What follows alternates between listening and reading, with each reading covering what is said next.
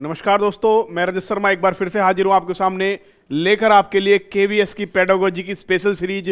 दोस्तों, ये केवीएस की जो पेडागोजी की स्पेशल सीरीज है, इसमें आज हम जो टॉपिक पढ़ेंगे उसका नाम है एक्सपीरियंशियल लर्निंग, मतलब अनुभवात्मक अधिगम। कि हम जो लर्निंग करते हैं, जो सीखते हैं, उसमें एक्सपीरियंस, अनुभव का क्या रोल है, उसके बारे में पढ़ेंगे। बहुत इंपॉर्टेंट टॉपिक है दोस्तों ये। इसके अंदर हम थ्योरी भी पढ़ेंगे। आप लास्ट में जाके कि कोल्स साहब थे हमारे, उन्होंने एक्सपीरियंशियल लर्निंग थ्योरी दी थी। उनकी किताब भी आई थी 1984 में, जिसका नाम था एक्सपीरियंशियल लर्निंग। उसके किताब के नाम पर इनकी थ्योरी का नाम एक्सपीरियंशियल लर्निंग थ्योरी था। उन्होंने क्या मॉडल दिया उसके बारे में भी हम लास्ट में पढ़ेंगे, लेकिन सबसे पहले हम पढ़ते हैं कि एक्सपीरियंशियल लर्निंग क्या है। जिसे क्या कहते हैं, प्रायोगिक ज्ञान, मतलब प्रयोग करके जो हमें ज्ञान मिलता है, अनुभव जो मिलता है, एक्सपेरिमेंट करके अनुभव प्राप्त करके जो हमें ज्ञान मिलता है, वो किस प्रकार का ज्ञान है, उसे हम प्रायोगिक ज्ञान कहेंगे। दोस्तों, सबसे पहले देखते हैं कि ये एक्सपीरियंशियल लर्निंग है क्या चीज। तो अपने पॉइंट की तरफ आते हैं और एक्सपीरियंशियल लर्निंग की तरफ देखते हैं ये क्या है। प्रायोगिक ज्ञान एक शिक्षा प्रक्रिया है जिसमें अनुभव के माध्यम से शिक्षित किया जाता है। देखिए, सबसे बड़ी बात क्या है, जब बच्चे को किसी चीज का अनुभव होगा या आपको ही किसी चीज का अनुभव होगा तो उसमें आपका ज्ञान ज्यादा हो जाएगा। इसे कहते हैं हम एक्सपीरियंशियल लर्निंग या अनुभवात्मक ज्ञान, या कह सकें तो प्रायोगिक ज्ञान। प्रायोगिक का मतलब यहाँ पर प्रयोग करके की बात की गई है, ठीक है ना। इसमें अधिगम या शिक्षा, रिफ्लेक्शन ऑफ डूइंग, मतलब जो आप करते हो उसका आपको प्रतिबिंब तुरंत दिखाई दे जाता है। करते हो तो उसका क्या होता है, करने के बाद आपको अनुभव मिलता है, अनुभव मिलने के बाद आपको उसका प्रतिबिंब से आप उसको क्या करते हो, उसके रिफ्लेक्शन से आप क्या करते हो, अपनी क्या करते हो, लर्निंग करते हो। उससे आप सीखते हो कि ये अनुभव मिला हमें इस चीज से, तो हमें इसको ये चीज सीखने के लिए हमें यहां से मिली, ठीक है ना, से हमें प्राप्त होती है। तो कुल मिलाकर क्या है, जैसे मान लो कोई छोटा बच्चा है, बार बार बार बार बार बार कह रहा है कि भाई मुझे ये चीज़ करनी है, ये चीज़ करनी है, करनी है। तो क्या करते हो, जब बच्चा उस चीज़ को आप मना करते हो भाई नहीं करनी, नहीं करनी, नहीं करनी, लेकिन जब वो बच्चा उस चीज़ का अनुभव ले लेता है, मान लो किसी गर्म चीज़ को छुए, पेरेंट्स मना करें, लेकिन जब बच्चा उसको छू लेता है, टच कर लेता है, तो उसे पता पड़ता है गर्म है, उसको अनुभव हो जाता है और उसके बाद उसको अच्छी तरीके से लर्निंग हो जाती है। उससे कहते हैं हम अनुभवात्मक अधिगम या प्रयोगात्मक या प्रायोगिक ज्ञान, ठीक है दोस्तों। ये किसके द्वारा होता है, ये जो प्रायोगिक ज्ञान है ये किसके द्वारा होता है दोस्तों, ये हस्तपरक, मतलब जब हैंड्स ऑन एक्टिविटी हम करते हैं, जब बच्चा खुद करके सीखता है, हैंड्स ऑन एक्टिविटी करता है, तब जाके ज्यादा ये आपका जो अनुभवात्मक अधिगम है ये ज्यादा होता है। ये भी एक प्रकार का प्रायोगिक ज्ञान है। तो आप देखो, हस्तपरक जो अनुभव है, हस्तपरक ज्ञान है, ये एक प्रकार का क्या है, ये भी एक प्रकार की एक्सपीरियंशियल लर्निंग है। क्योंकि इसमें क्या है, आप खुद करते हो, उसके बाद आपको अनुभव प्राप्त होता है, और अनुभव जब आपको प्राप्त होगा तब आप चीज को अच्छी तरह से ज्यादा सीख पाओगे। इसके बाद पॉइंट आता है, एक्सपीरियंशियल लर्निंग बिल्कुल अलग है रटने या उपदेशात्मक अधिगम से।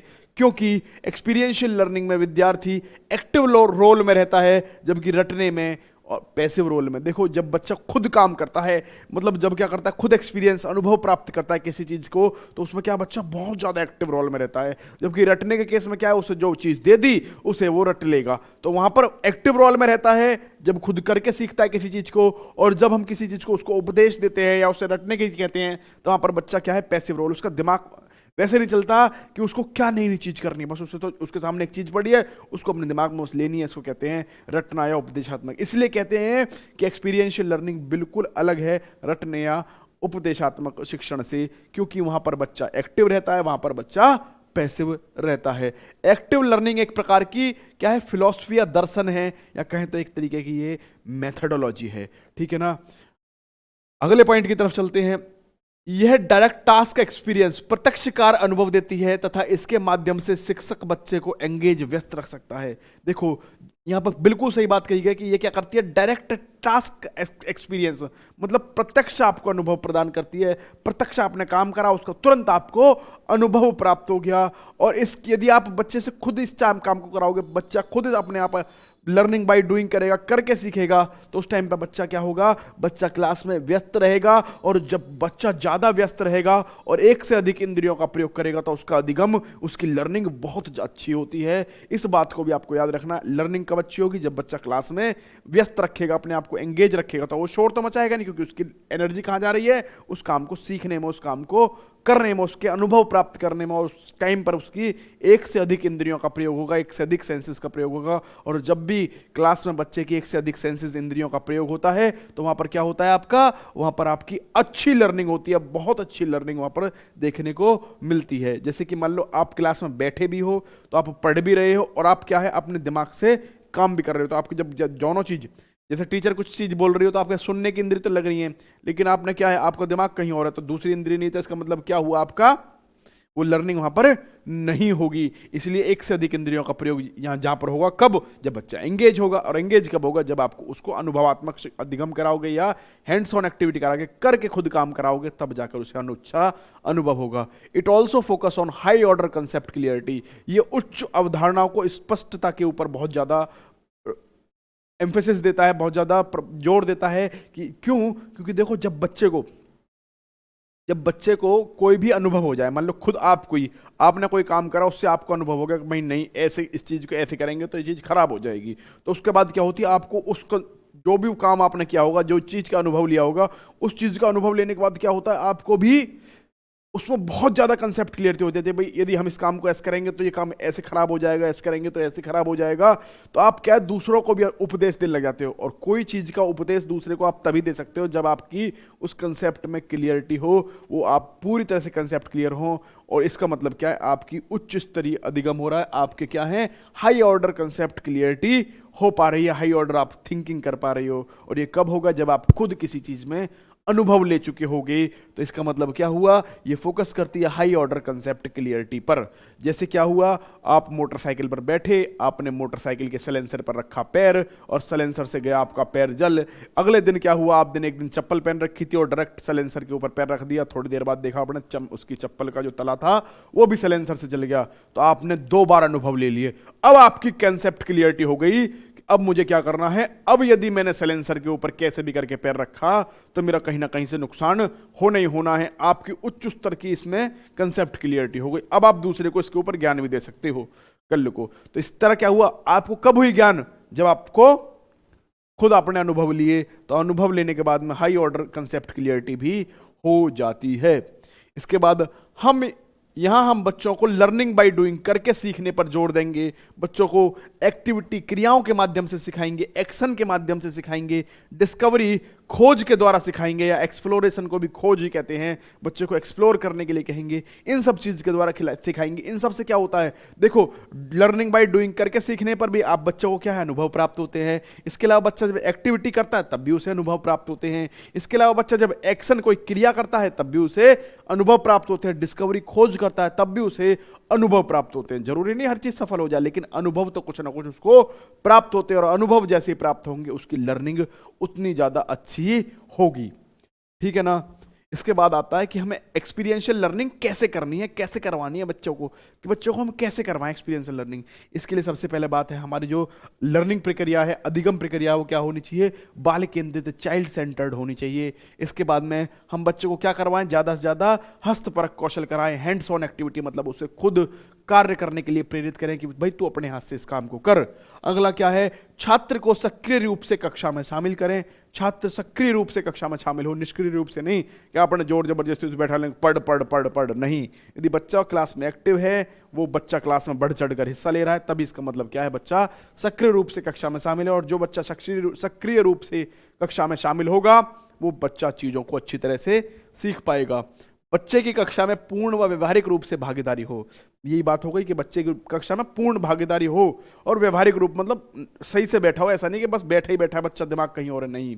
व्यवहारिक रूप से भी इस बच्चे की भागीदारी कक्षा में होनी चाहिए, तभी ज्यादा बच्चा अच्छा सीखेगा। जो भी बच्चे सीखें उन सबको अपनी दैनिक दिनचर्या में भी लागू करें।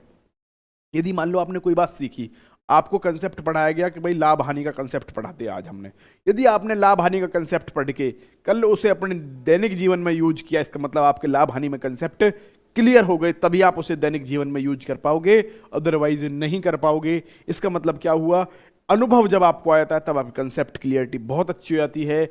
और आपका इससे क्या होगा, इसका मतलब यही है कि जो भी बच्चे सीखेंगे, यदि उसको अपनी डेली लाइफ में यूज करेंगे तो उससे और अच्छा उन्हें अनुभव होगा, और उनकी कंसेप्ट क्लियरिटी और अच्छी हो जाएगी। इसके ऊपर ही हमें बहुत ज्यादा जोर देना है। बच्चे समस्या समाधान करें ताकि वो तार्किक चिंतन भी करें। बच्चे यदि समस्या समाधान करेंगे, मान लो बच्चों को हमने कोई समस्या डिजाइन करके दे दी, कोई टीचर को तो पता होता है कि बच्चे को हमें किस प्रकार की समस्या देनी है, किस प्रकार के बच्चे को अनुभव करानी है। बच्चे को एक एज अ टीचर पता होता है कि भाई मुझे बच्चे को ये अनुभव कराने हैं, इसके लिए बच्चों को इस प्रकार से अनुभव देना है, ऐसे स्टेज सेट करनी है, ठीक है ना। तो अब बच्चे को कोई समस्या आई, उसका अब बच्चे ने खुद समाधान किया, इसका मतलब क्या हुआ, उसे अनुभव प्राप्त हुआ उन समस्या को समाधान करके, और उससे उसकी अधिगम बहुत अच्छा ज्यादा हो जाएगा। बच्चे तार्किक चिंतन भी करें, लॉजिकल रीजनिंग, मतलब ये काम हुआ तो हुआ क्यों, इस चीज को कहते हैं हम लॉजिकल रीजनिंग या तार्किक चिंतन। बच्चे इस चीज को करेंगे तब भी उनका अधिगम बहुत ज्यादा अच्छा हो पाएगा। इसके बाद कहते हैं लर्निंग कंटेंट उनकी रुचि आयु को ध्यान में रखकर बनाया जाए। जो बच्चे को हम जो भी कंटेंट पढ़ाना चाह रहे हैं, जो भी हम चीज सिखाना चाह रहे हैं, वो ये सब काम कब होंगे, जब एज अ टीचर आपको सिस्टम की प्लानिंग करनी पड़ेगी। प्लानिंग करनी पड़ेगी मतलब बच्चे को हमें क्या चीज़ सिखानी है, सब चीज़। और प्लानिंग ये सब चीज़ की किस हिसाब से करोगे आप कि बच्चे को अच्छा अनुभव प्राप्त हो। इसके लिए आपको बच्चे की आयु, रुचि और बच्चे के मेंटल हेल्थ, मेंटल स्टेटस देखकर ही ये सब चीज़ें आपको डिजाइन करनी पड़ेंगी, उनके लिए प्लानिंग करनी पड़ेगी। तो जो भी आप कंटेंट बच्चे के लिए बनाओ, उनकी क्या है, उसकी रुचि, आयु और उसके मानसिक स्तर को देख के ही आपको इन सब चीज़ को डिजाइन करना है। बच्चों को समूह चर्चा, समूह क्रिया में ज्यादा से ज्यादा शामिल करें। बच्चे ज्यादा से ज्यादा समूह चर्चा में शामिल होंगे तो बच्चों को चीजें ज्यादा से ज्यादा समझ में आएंगी। आप खुद देखो, जैसे ही आप 4 दोस्त मिलकर बैठते हो, तुरंत बताते हो कि एक बार की बात है हमारे बाबा ने देखा छलावा। इसका मतलब क्या हुआ, बच्चे अपने एक्सपीरियंस शेयर करते हैं। फिर दूसरा कहेगा नहीं छलावा, तो छलावा देखा, हमारे बाबा तो लड़े छलावे से, हमारे बाबा ने तो बहुत देखा, हमारे बाबा ने ऐसे करे। तो क्या हुआ, बच्चे अपने अपने अनुभव बताते। जैसे ही नॉर्मल बैठते हैं तब भी 4 आदमी मिलकर तुरंत अपने अनुभव बताने लग जाते हैं एक दूसरे को। इसका मतलब क्या हुआ, ज्यादा से ज्यादा उनको समूह चर्चा में बैठाओ, ज्यादा से ज्यादा कोई, मतलब आप एज अ टीचर एक काम दे दो बच्चे को, भाई इस काम को तुम्हें करना, और उनका एक ग्रुप बना दो। तो ग्रुप बनाएंगे तो देखो सबसे पहले क्या होगा, एक बच्चे के अंदर सबसे पहले क्या आएगी, नेतृत्व क्षमता का विकास होगा, लीडरशिप क्वालिटी आएगी। दूसरा काम क्या होगा, बच्चे वहां पर कामों को बंट जाएंगे और उसके बाद अपने अपने अनुभव सब एक दूसरे को बताएंगे। भाई सारे अनुभव आपको एक संग नहीं प्राप्त हो सकते, लेकिन मैंने कोई काम किया था मुझे इसका अनुभव आया, उसको कोई काम किया था उसका, और फिर जब अपने सारे ग्रुप में आएंगे बताएंगे अपने अनुभवों को, तो उससे बच्चों को और ज्यादा ज्ञान मिलेगा। इसलिए हमें बच्चों को क्या कराना चाहिए, समूह चर्चा या समूह क्रिया में ज्यादा से ज्यादा उनको शामिल करना चाहिए। बच्चे को क्या क्या अनुभव देने हैं उनको शिक्षक अच्छी तरह से चुने, और इसके लिए वो उस गहन चिंतन की भी आवश्यकता है। मैंने बताया कि एक शिक्षक होने के नाते आपको पता होना चाहिए, एक ट्रेंड शिक्षक होने के नाते आपको पता होना चाहिए कि बच्चे को हमें इस उम्र में बच्चे को हमें क्या क्या अनुभव देने चाहिए, बच्चे को ये अनुभव होने चाहिए, इस चीज से बच्चे ये चीज सीख सकता है।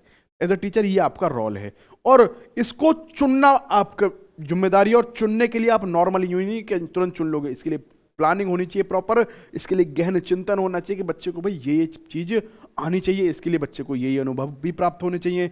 इस अनुभव के लिए मुझे ये बच्चों को अवसर प्रदान करने हैं, या बच्चों के लिए कोई अवसर आए तो मुझे बताना है कि बेटा ये अवसर आया है और ये आपके लिए जरूरी है, इसमें आप काम करो, ठीक है ना। बच्चों को विश्लेषण व संश्लेषण करना सिखाएं। विश्लेषण करना मतलब किसी चीज को कि ये क्यों हुआ, क्या हुआ, ये सब चीज विश्लेषण होती है। और संश्लेषण का मतलब होता है सिंथेसिस। जो 2-4 चीज बच्चों को आ गई हैं, जो 2-4 कंसेप्ट बच्चे का है, उनमें से किसी एक नए कंसेप्ट को उसके द्वारा बच्चा बनाए, उसके कहते हैं संश्लेषण। और ये कब बनाएगा, जब वो 2-4 कंसेप्ट में उसकी क्लियरिटी बहुत अच्छी हो चुकी है। क्लियरिटी अच्छी कब होगी, जब बच्चा खुद विश्लेषण द्वारा उस चीज को पढ़ेगा। तो इसका मतलब क्या है, बच्चे क्या, आपको पढ़ाई में क्या करना है, विश्लेषण और संश्लेषण को बच्चे को शामिल करना, इन चीज को सिखाना है, जिससे कि बच्चा अपने समाज वातावरण में जो भी सीखे उससे कुछ नया निकाल सके, नया सोच सके। इसके ऊपर आपको विशेष रूप से ध्यान देना है।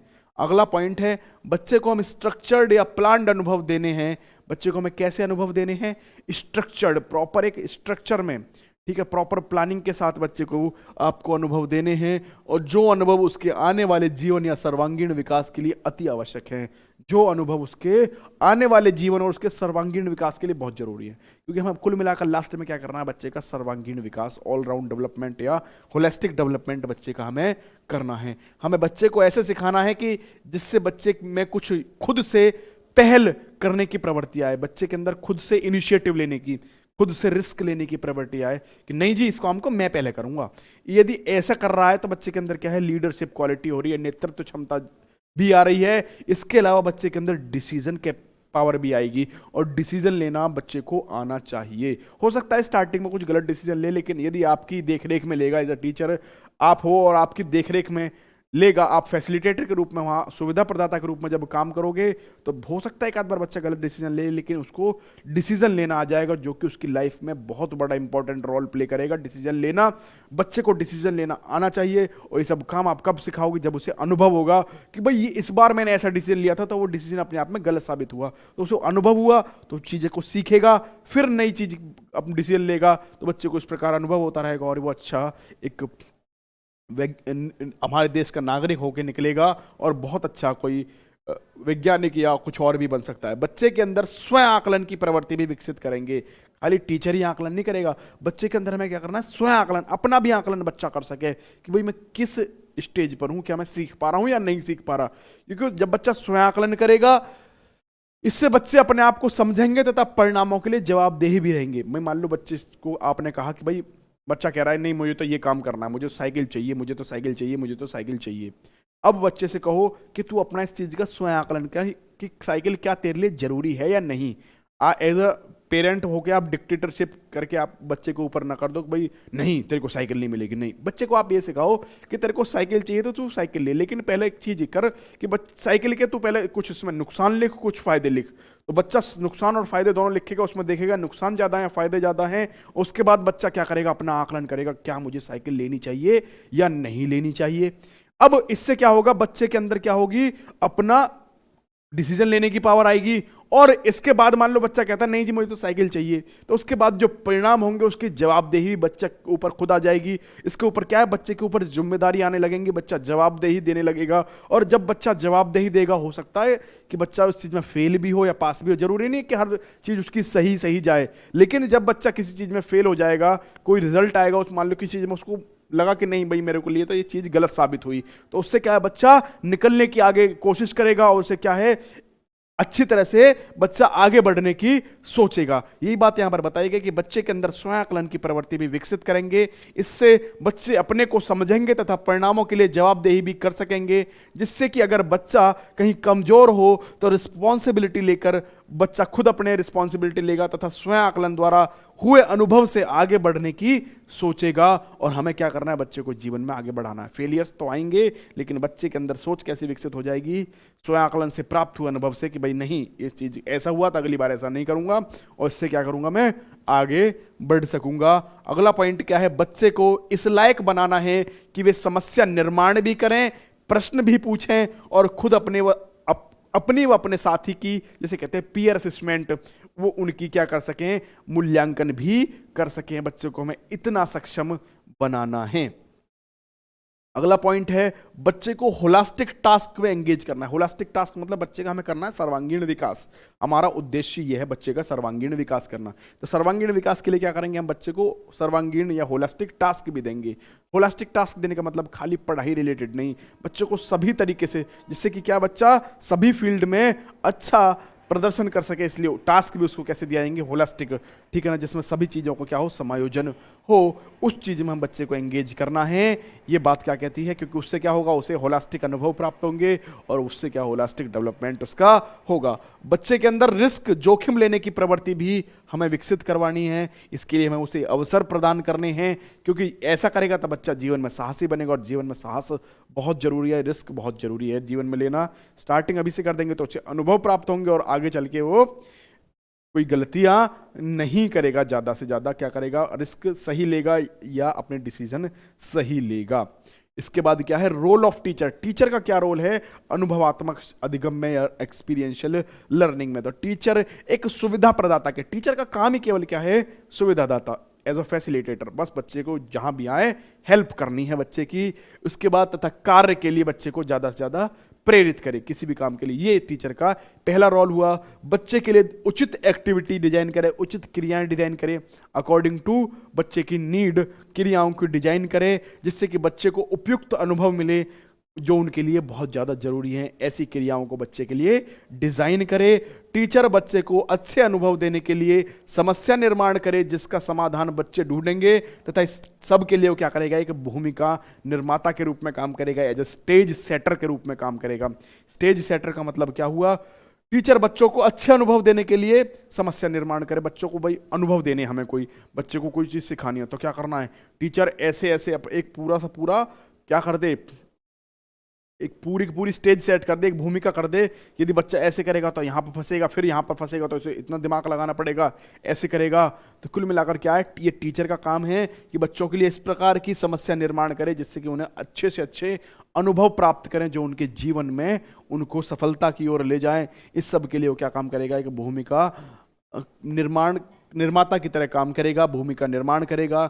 अगला है, टीचर बच्चों को अवसरों को पहचानने में मदद करेगा, उनको जरूरत के अनुसार अवसर प्रदान भी करेगा तथा उनको अच्छे अनुभव के लिए प्रोत्साहित भी करेगा, क्योंकि सर्वांगीण विकास के लिए जीवन में अनुभव होना अति आवश्यक है। ये बात आपको समझ में आ गई होगी कि वो अवसरों को पहचानने में भी टीचर मदद करेगा और बच्चों को नए नए अवसर भी प्रदान करवाएगा, ठीक है ना, जिससे कि उन्हें अच्छे अनुभव मिल सके। बच्चों को जीवन में अचानक आई किसी भी कंडीशन के लिए तैयार करना भी टीचर का काम है। कोई भी कंडीशन आ सकती है आपके, मान लो आप पेपर देने जा रहे हो या आप कहीं जा रहे हो, आपकी गाड़ी पंचर हो गई, आपको टाइम पर पहुंचना है, तो फिर आप वहां पर क्या करोगे, या कहीं आप जा रहे हो, आपके संग XYZ कोई घटना घट गई, मान लो आप जा रहे हो, आपके पैसे कट गए, तो आप क्या करोगे उस टाइम पर।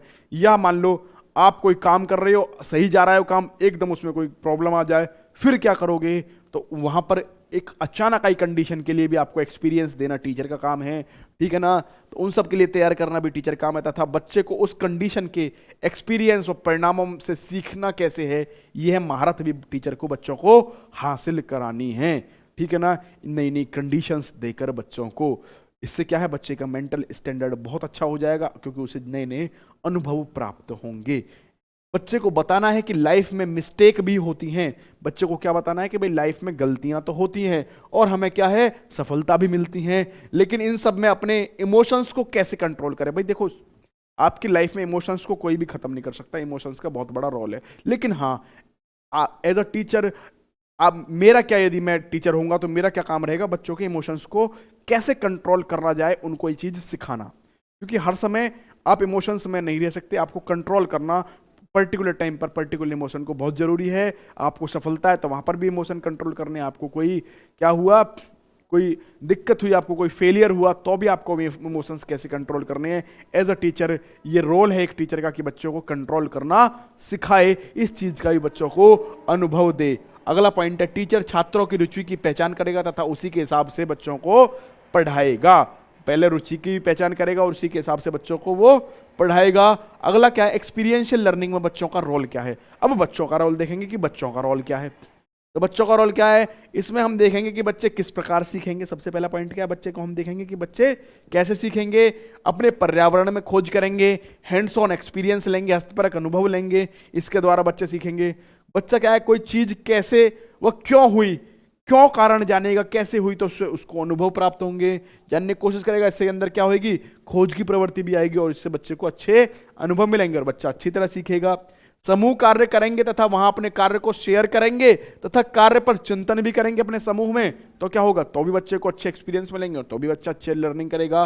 कार्य करने के बाद उसका विश्लेषण करेंगे और परिणाम का सामान्यीकरण करेंगे तथा जो भी अनुभव हुए हैं उनको नवीन क्षेत्रों में लागू करेंगे। और देखो, अनुभव हुए, अनुभव के बाद उसे नवीन क्षेत्र पर लागू करा तो बच्चे को और अच्छी लर्निंग होगी, अच्छे परिणाम प्राप्त होंगे। इसके बाद व्यवहारिक अनुभव द्वारा सीखेंगे। अगला पॉइंट है, कार्य क्षेत्र में अनुभव द्वारा सीखेंगे। जो भी कार्य क्षेत्र में जो अनुभव हो रहे बच्चे को, उनके द्वारा भी बच्चे को सीखना है। इसके अलावा अगला पॉइंट है, बच्चे को देखो, कोई भी चीज बच्चे को सिखाने दी, बच्चे से मैं कह दूं भाई आज इस चीज को आप पढ़ाओ, तो क्या है, बच्चे को नॉर्मल सीखने में दिक्कत होगी, लेकिन यदि मैं कह दूं आप पढ़ाओ, तो बच्चा यदि किसी चीज को पढ़ाएगा तो वो चीज उससे ज्यादा जल्दी जा जाएगी। इसे कहते हैं स्टूडेंट टीचिंग, छात्र कक्षा में शिक्षण द्वारा सीखेंगे। मीन्स बच्चा भी अगर पढ़ाए तो भी उसे अनुभव मिलेंगे और वह अच्छी तरह से सीखेगा। तो भाई यहां तक तो रही आपकी एक्सपीरियंशियल लर्निंग, लेकिन एक्सपीरियंशियल लर्निंग की एक थ्योरी भी है जो हमारे कॉल्ब साहब ने दी, और इसका क्या नाम है, कॉल्ब एक्सपीरियंशियल लर्निंग थ्योरी, इस चीज को भी आपको पढ़ना है, हो सकता है प्रश्न आपका यहां से भी आ जाए। तो ये क्या है, कॉल्ब ने एक एक्सपीरियंशियल लर्निंग थ्योरी दी, किसके द्वारा दी गई, डेविड कॉल्ब के द्वारा। डेविड कॉल्ब ने एक किताब लिखी थी, ये इंपॉर्टेंट है, याद रखो इसको। डेविड कॉल्ब ने क्या किताब लिखी थी, एक्सपीरियंशियल लर्निंग नाम की किताब लिखी थी। कब लिखी थी, 1984 में डेविड कॉल्ब ने एक्सपीरियंशियल लर्निंग नामक किताब लिखी, इसीलिए उनकी थ्योरी का नाम क्या पड़ा, इसीलिए उनकी थ्योरी का नाम एक्सपीरियंशियल लर्निंग पड़ा।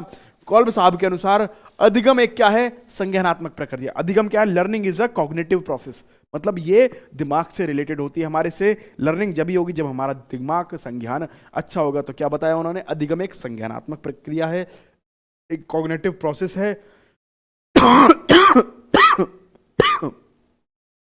अधिगम होने में अनुभव एक महत्वपूर्ण स्थान रखता है। जब भी किसी चीज को आप लर्निंग करोगे तो आपका एक्सपीरियंस वहां पर एक बहुत इंपॉर्टेंट रोल प्ले करेगा, अनुभव एक बहुत अच्छा रोल वहां पर प्ले करेगा। लेकिन कुछ यहां जो व्यवहारवादी हुए वो क्या मानते हैं, व्यवहारवादी जो कुछ बिहेवियरिस्ट साइंटिस्ट हुए वो उनका मानना है कि अनुभव व्यवहार में परिवर्तन लाता है। लेकिन डेविड कॉल्ब साहब क्या मानते हैं, जबकि कॉल्ब साहब मानते हैं कि अनुभव हमारे दिमाग में जो सोच है उस पर प्रभाव डालता है, हमारे दिमाग में जो सोच है उस पर प्रभाव डालता है, इसीलिए हमें जैसा अनुभव मिलेगा हमारी सोच भी उसी तरह विकसित होगी। और ये बात बिल्कुल सही है। कैसे, मान लो एक ही आदमी है, उससे मैं भी मिला जाके, उससे आप भी मिले, उसने आपका काम कर दिया और मेरा काम नहीं करा।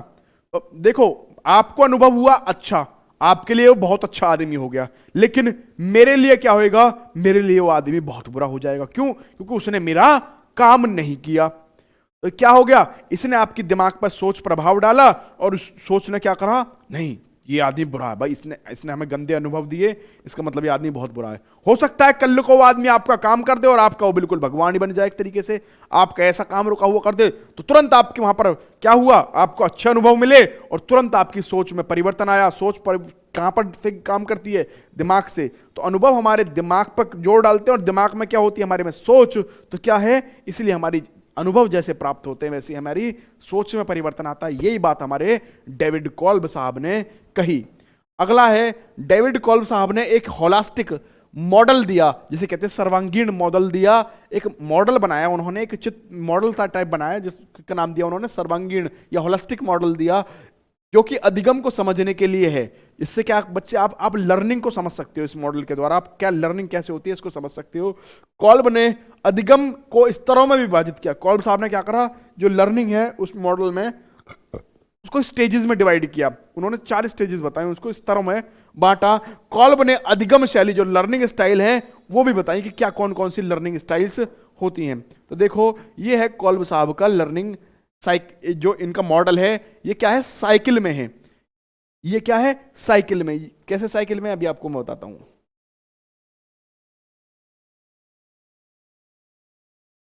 देखो इन्होंने 4 स्तर बताए। 4 स्तर कौन कौन से बताए, देखो उन्होंने सबसे पहला लर्निंग का स्तर बताया जिसे कहते हैं कॉन्क्रीट या मूर्त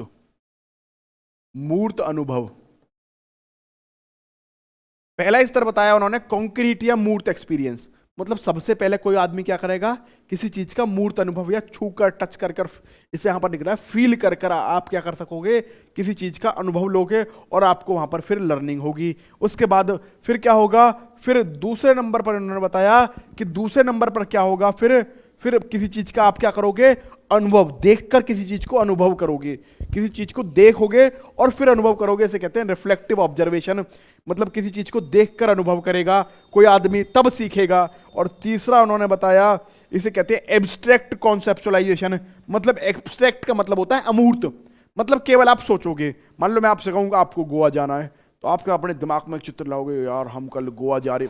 मान लो कल की आपकी टिकट है गोवा की, आज आप बैठे हो अपने कपड़ा लगा रहे हो, भाई अब मैं अपना बैग पैक कर लूँ, कल गोवा जाना है मुझे। तो अपने दिमाग में क्या आएगा, यार इस टाइम पे तो आज की तारीख तो मैं यहाँ बैठा हूँ, कल तो हम इस टाइम पे गोवा में एकदम नहा रहे होंगे और मजे से, और अरे समुद्र की लहरों के बीच में, और हम वहाँ से ऐसे साइकिल चला रहे होंगे और जैसे मट्टी में कोई लौट रहे होंगे। तो क्या होता है ये क्या हुआ, आपकी एब्स्ट्रैक्ट थिंकिंग। मतलब क्या हुआ, आपने अमूर्त कंसेप्चुलाइजेशन किया, और फिर तीसरे नंबर पर ये साइकिल में ये आया इनके द्वारा, जिसे कहते हैं सोचने पर आधारित है। और चौथे नंबर पर फिर क्या होता है, एक्टिव एक्सपेरिमेंटेशन। मतलब यहां पर एक्टिव एक्सपेरिमेंटेशन का मतलब होता है आप उस चीज को खुद कर कर सीखते हो, उसे कहा उन्होंने एक्सपेरिमेंटेशन, एक्टिव।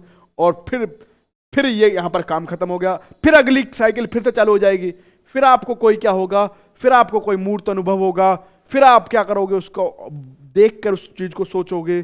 फिर आप क्या करोगे, उसका एब्स्ट्रैक्ट मतलब अमूर्त कंसेप्चुलाइजेशन, उसके बारे में सोचोगे। फिर आप उस चीज को करके सोचोगे। तो कुल मिलाकर ये इन्होंने 4 स्टेजेस बताई।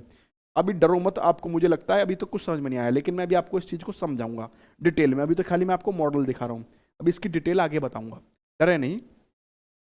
इसके अलावा उन्होंने 4 तरह की हमें क्या बताई, अधिगम शैली बताई। 4 तरह की अधिगम शैली कौन सी बताई? सबसे पहले उन्होंने बताई हमें डाइवर्जिंग। डाइवर्जिंग का मतलब क्या होता है, डाइवर्जेंट, जिसे कहते हैं अपसारी। अपसारी मतलब क्या होता है, जहां पर बच्चा विभिन्न चीजों को सोचता है, एक से अधिक चीजों को सोचता है एक साथ। मतलब क्या होता है वहां पर डाइवर्जेंट होती है। अगला फिर क्या होता है, एसिमिलेशन। एसिमिलेशन क्या करता है, सोचता है और देखता है, वहां पर क्या होता है, एसिमिलेशन। उसके बाद क्या होता है, कन्वर्जिंग। कन्वर्जिंग का मतलब क्या होता है, अभिसारी। अभिसारी का मतलब कन्वर्जेंट। कन्वर्जेंट में आता है मतलब आदमी वहां पर क्या करता है, आदमी सोचता है और करता है। इसके अलावा फिर चौथी तरह की लर्निंग स्टाइल जो इनके द्वारा बताई गई वो कहते हैं अकोमोडेटिंग। अकोमोडेटिंग का मतलब क्या होता है, बच्चा केवल फील करता है और करता है। ये 4 प्रकार की उन्होंने लर्निंग स्टाइल बताई। लेकिन अभी आपको, मुझे लगता है शायद अभी तक इस मॉडल को देख के कुछ भी समझ में नहीं आया, लेकिन मॉडल आप सभी ढंग से देख लें, क्योंकि मैं आपको फिर जो अब चीज बताने जा रहा हूं उससे आपकी एक एक चीज इस कॉल्ब के एक्सपीरियंशियल लर्निंग थ्योरी की क्लियर होगी। तो देखें अब बताता हूं मैं इसमें क्या है। तो यहां पर हम सबसे पहले देखते हैं, इस थ्योरी में हमें 4 स्तर बताए गए, 4 स्टेजेस बताई गई, मैंने दिखा दी। सबसे पहले अमूर्त, फिर क्या हुई आपको रिफ्लेक्टिव ऑब्जर्वेशन, मतलब जहां पर आप क्या करते हो, ऑब्जर्व करते हो, देखते हो। फिर मैंने आपको बताई कौन सी, पहले मूर्त, फिर रिफ्लेक्टिव, फिर अमूर्त। उसके बाद फिर क्या करना आपका, एक्टिव एक्सपेरिमेंटेशन। 4 स्टेजेस हो गई, तो 4 स्तर बता दिए, 4 ही लर्निंग स्टाइल बताई। तो 4 लर्निंग स्टाइल मैंने कौन कौन सी बताई अभी आपको, 4 लर्निंग स्टाइल देखो मैं बताई ना आपको। सबसे पहले क्या थी, डाइवर्जिंग, फिर एसिमिलेशन, फिर कन्वर्जिंग और फिर एकोमोडेशन। 4 लर्निंग स्टाइल बताई। और ये क्या बताया इन्होंने, क्या बताया कि लर्निंग जब भी होती है हमें साइक्लिक प्रोसेस में होती है, मतलब घूमती रहती है पट्टा सा। पहले कैसे घूमता है, 1 2 3 4।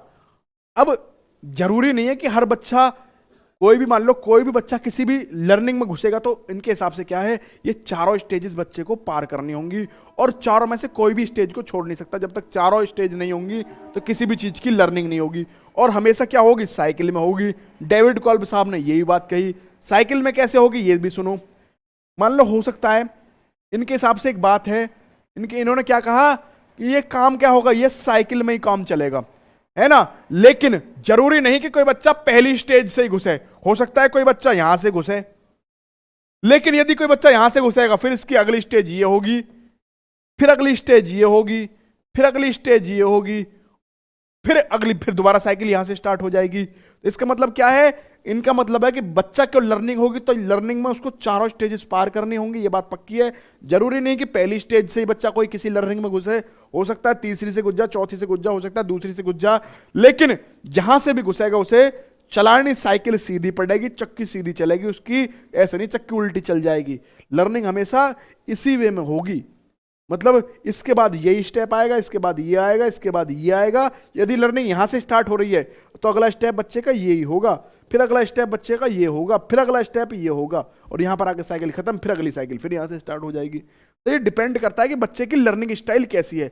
हो सकता है कुछ बच्चे लर्निंग स्टाइल में क्या हो, उनकी डाइवर्जिंग लर्निंग स्टाइल हो, अधिगम शैली उनकी डाइवर्जिंग हो, ठीक है ना। मतलब वो क्या है, बहुत ज्यादा वो अपने अंदर दिमाग में ब्रेन स्टॉर्मिंग करते हो, विभिन्न विभिन्न तरीकों से सीखते हो, तो उनके लिए लर्निंग स्टाइल में कौन सी करेंगे, उनके लिए हम उनकी लर्निंग स्टाइल कहां से चालू हो सकती है, वो जो बच्चे बहुत अच्छा सोचते हैं, विभिन्न विभिन्न तरीकों से सोचते हैं, तो उनको किसी भी चीज की लर्निंग करानी है तो सबसे पहले उनको क्या कराना पड़ेगा, हमें मूर्त अनुभव कराना पड़ेगा, या उनको क्या कराना पड़ेगा, उनको वॉचिंग करानी पड़ेगी, किसी चीज को दिखाना पड़ेगा। यदि हम ऐसे बच्चों को डायरेक्ट हम अमूर्त की तरफ ले जाएं तो बच्चों की लर्निंग उन बच्चों की अच्छी नहीं होगी। एज अ टीचर आपको ये बातें याद रखनी है, ठीक है। मान लो हो सकता है कि कोई बच्चा हो सकता है कोई बच्चा, तो मैं इसमें थोड़ी सी बात बता दूं कि लर्निंग स्टाइल का मतलब क्या है। हो सकता है कि कोई बच्चा किसी चीज को करके सीखता हो। करके सीखने का मतलब एक्टिव एक्सपेरिमेंटेशन का मतलब है कोई चीज बच्चे को आप समझा रही हो और उसको समझ अच्छे से लेता है, उसके अलावा उसे और कुछ नहीं आता। न तो वो क्या है, उसे न तो खुद कभी विभिन्न विभिन्न तरीकों से सोचता, ना बच्चा क्या है खुद किसी चीज को अनुभव करता है किसी चीज को, ना ऐसा नहीं कि खुद अपने आप नई नई चीजें बनाए, कुछ नहीं। बच्चे को आपने जो समझा दिया उसको समझ में आ गया। ऐसा बच्चा आता है किसके अंदर, ऐसा बच्चा आता है एकोमोडेटिंग, ऐसा बच्चा आता है किसके अंदर, एकोमोडेटिंग लर्निंग स्टाइल के अंदर। और उस बच्चे को आप किस प्रकार सिखा सकते हो, उस बच्चे को आप केवल या तो उस बच्चे को कोई चीज करके दिखाओ तो सीखेगा, या बच्चे को मूर्त अनुभव दो तभी सीखेगा। उसके अलावा बच्चे को यदि हम अमूर्त अनुभव दे देंगे तो नहीं सीखेगा, बच्चे को कुछ चीज दिखाएंगे तो भी नहीं सीखेगा। यदि कोई बच्चा क्या है कन्वर्जिंग का है, कन्वर्जिंग का मतलब क्या होता है, ऐसा बच्चा जो विभिन्न विभिन्न तरीके से काम कर पा रहा हो, ऐसे बच्चे को यदि हम कोई चीज सिखाएंगे, ठीक है ना, उसको हमें क्या सिखाना पड़ेगा, उसके लिए हमें क्या करना पड़ेगा, उसे हम या तो हम कोई अमूर्त चीज दिखाएं तो सीखेगा, या हम उसको क्या कराएं उसी चीज को किसी चीज करके उसके सामने दिखाएं तो सीखेगा। यदि हम उसे मूर्त अनुभव देंगे तब भी बच्चा नहीं सीखेगा। यदि कोई बच्चा एसिमिलेटिंग होगा तो बच्चे को हम एसिमिलेटिंग का मतलब क्या है, बच्चा बहुत ज्यादा अच्छा राइटर हो, अच्छा लेखक हो, बच्चा अच्छा वक्ता हो, ऐसे बच्चे कौन से लर्निंग स्टाइल वाले आते हैं, एसिमिलेटिंग, किसी चीज को आत्मसात करने वाले। एसिमिलेटिंग लर्निंग स्टाइल मतलब होता है किसी चीज को आत्मसात कर लेना। और आत्मसात वाले यदि learning style, assimilating learning style वाले बच्चे हैं तो उनको हम कैसे सिखाना पड़ेगा, या तो हमें उनको कोई चीज का मूर्त अनुभव दें। सबसे पहले उनको साइकिल में कहां से डालें, मूर्त अनुभव से, या बच्चे को किसके डालें हम, बच्चे को किसी चीज को दिखाकर। यदि उनको क्या करें अमूर्त अनुभव दे देंगे तो नहीं सीखेगा, अमूर्त ही देना पड़ेगा, या उनको कोई चीज दिखानी पड़ेगी। यदि उनके सामने कोई चीज करके भी देंगे तो भी नहीं सीखेंगे। ये सबकी लर्निंग स्टाइल है, इस हिसाब से बच्चा सीख सकता है। इतना पेपर में आना नहीं, लेकिन आपके यदि आपकी मैं चीज के लिए थोड़ा समझा दिया आपको। अब पॉइंट आता है लर्निंग साइकिलिक प्रोसेस हो गया। अब चीज सीखते हैं कि स्टेजेस क्या हैं। तो सबसे पहली स्टेज आपने पढ़ी कॉन्क्रीट एक्सपीरियंस, जिसे कहते हैं मूर्त अनुभव। जो चीज हम फील कर सकते हैं टच करके, छू कर, हाथों से टच करके, वो अमूर्त अनुभव होता है। जैसे कि गर्म दूध को टच करके पता चल गया कि चीज ये गर्म है, तो उसको क्या कहेंगे हम, उस स्टेज को क्या कहेंगे लर्निंग को, मूर्त अनुभव वाली। अगला क्या है, रिफ्लेक्टिव ऑब्जर्वेशन, मतलब देखते हुए सीखना।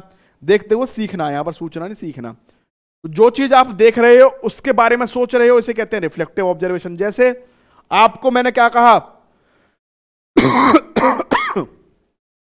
आपको मैंने एक पेन दिखाया, आपको मैंने एक पेन दिखाया, तो तुरंत आपको क्या दिखाई, आपके दिमाग में क्या आया, आप इस पेन के बारे में ही सोचने लग गए। मैंने आपको मान लो तुरंत एक बोतल दिखाई, तो आप बोतल के बारे में सोचने लग गई। तो मतलब आप जो चीज देखते हो उसी के बारे में सोचने लग जाते हो, तो उसको क्या कहते हैं, ऐसी चीज को कहते हैं हम रिफ्लेक्टिव ऑब्जर्वेशन। एब्स्ट्रैक्ट कंसेप्चुअलाइजेशन, मतलब अमूर्त अनुभव में क्या होगा, हमारे दिमाग में जो कॉन्सेप्ट बन रहा है, अब हम उसे देख नहीं रहे हैं, लेकिन फिर भी उसकी पूरी पिक्चर हमारे दिमाग में आ रही है। कैसे, कोई चीज गर्म होती है तो उसमें से भाप आती है। मैं आपसे कहूं कोई चीज गर्म होगी तो उसमें से भाप आएगी, आपके दिमाग में एकदम तुरंत इमेज बन गई, गर्म पानी से खौलने लग गया, एकदम उसमें से भाप उठने लग गई। तो क्या हुआ, आप मूर्त अनुभव कर रहे हो, आपके सामने वो चीज नहीं है लेकिन उसका आप मूर्त अनुभव कर रहे हो। ये भी क्या है, उन्होंने क्या बताया, अधिगम की स्टेज बताई अपनी साइकिल में। इसके अलावा उन्होंने बताया एक्टिव एक्सपेरिमेंटेशन।